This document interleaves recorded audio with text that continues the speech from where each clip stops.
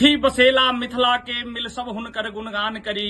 धोती कुर्ता पाग पहिरनित चूड़ा दही पान करी।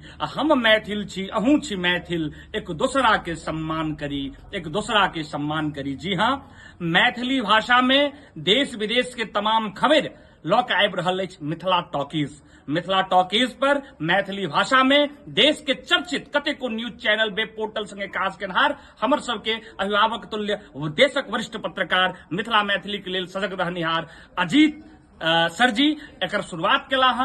आओ मैथिली भाषा के लेल, मिथिला के लेल एकटा बड़ सुंदर प्लेटफॉर्म है, एहि प्लेटफॉर्म के बढ़ावी, लाइक करी, सब्सक्राइब करी, शेयर करी और मैथिली भाषा के एकटा यूट्यूब चैनल, समाचार चैनल जे छै से पूरा विश्व में सबसे पैघ चैनल बने हमर सबके आशा है। और पूरा मिथिला टॉकीज टीम के हमरा दिस से शुभकामना, बधाई। सागर नवदिया।